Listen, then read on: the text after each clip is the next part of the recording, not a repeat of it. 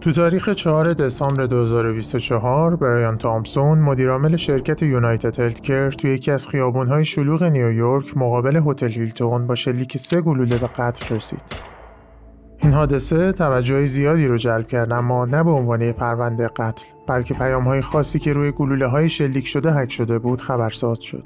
این کلمه ها یعنی دیلی، دینای و دیپوز به معنی تأخیر، رد کردن و کنار گذاشتن به وضوح به سیستم بیمه ها و سیاست های کاریشون اشاره داشت و این اتفاق لرزه به تن مدیرای بلندپایه انداخت و خیلی ها فرد تیرانداز رو نه یک قاتل بلکه یک قهرمان خطاب میکنن.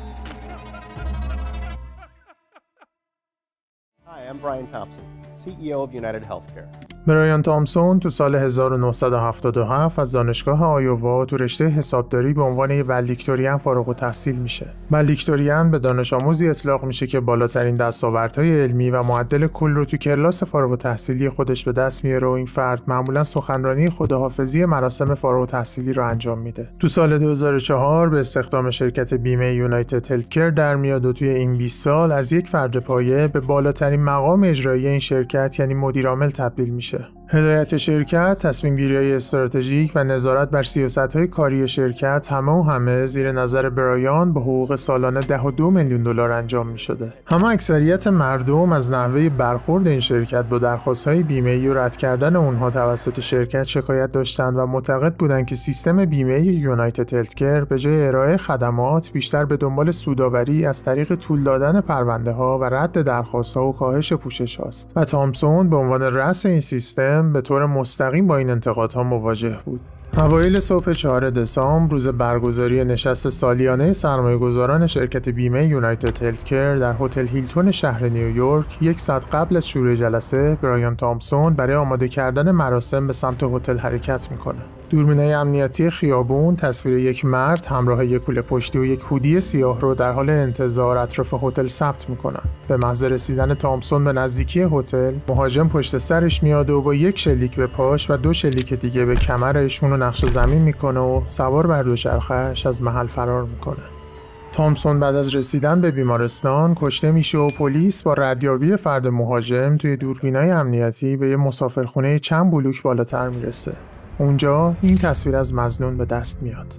لویجی منجیونی، 26 ساله، فارغ التحصیل مهندسی داده به عنوان والدیکتورین، مشابه برایان تامپسون با درجات تحصیلی عالی. بزرگ شده مریلند از یک خانواده ثروتمند و شناخته شده ایتالیایی محله بالتیمور به واسطه هلدینگ ها، املاک ها و خیریه های عظیم پدرش پیتر مانجیونی. البته که برای اجاره اتاق تو مسافرخونه از کارت شناسایی جعلی استفاده کرده، اما 2 روز قبل از تیراندازی مادر لویجی از اونجایی که 2 هفته‌ای میشده که از پسرش خبری نداشته، گزارش گم شدن اون به همراه عکسش رو به اداره پلیس داده بوده. کوله پشتی همراه لویجی چند ساعت بعد در حالی که پر از پول بازی مونوپولی بوده پیدا میشه که این هم نوعی دیگه از اعتراض نسبت به نخبگان سرمایه‌داریه. همینطور توی صحنه جرم علاوه بر گلوله‌های حکاکی شده، یه بطری آب و یک پروتئین بار پیدا میشه که پلیس ادعا کرده اثر انگشت لویجی روی هر دوی اونها بوده.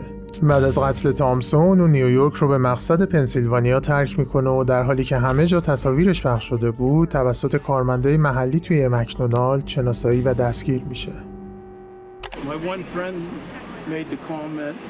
He thought it was, he goes, don't that look like the shooter from New York? We pretty much laughed about it. Visibly nervous, kind of shaking at that question.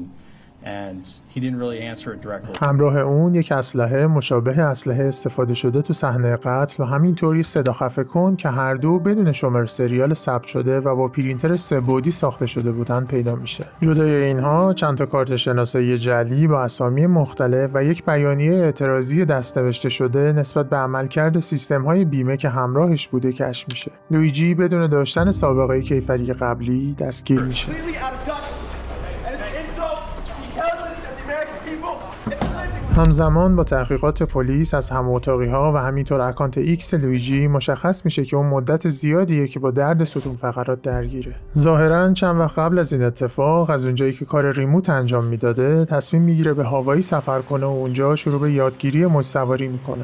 بعد از چند جلسه تمرین موج سواری درد کمرش تشدید میشه و به جایی میرسه که قادر به حرکت برای 1 هفته نبوده و بعد از ریکاوری همچنان این درد همراهش بوده. در نهایت هاوایی رو ترک میکنه و درد کمرش تا جایی پیش میره که مجبور به جراحی ستون فقرات میشه و تمام این مدت درگیر متقاعد کردن شرکت بیمه برای پوشش دادن هزینه‌های بیماریش بوده که در نهایت همین درخواست رد شده و نارضایتی از خدمات درمانی میتونه یکی از انگیزه‌های پشت این قتل باشه. بعد از حذف شدن اکانت لویجی از ایکس، یکی از کاربرا با تگ کردن ایلان ماسک صاحب شرکت ایکس زیر یک اسکرین شات از اکانت پاک شده لویجی اون از موضوع مطلع کرد و ایلان ماسک توی توییت توضیح داد که بدون اطلاع اون این اتفاق افتاده. اکانت ایکس لویجی برگردونده شد و تو مدت کوتاهی از 3000 دنبال کننده به نزدیک 500,000 نفر تو زمان ضبط این اپیزود رسیده.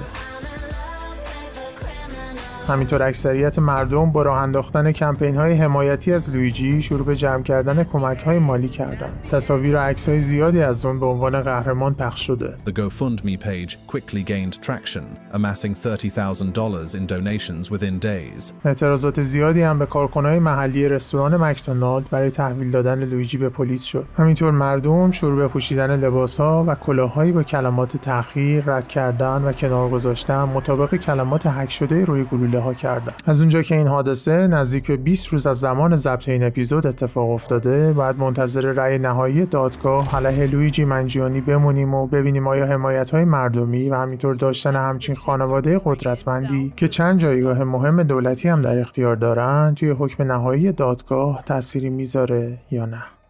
I'm honored to be speaking to you all today on behalf of the Gilman class of 2016.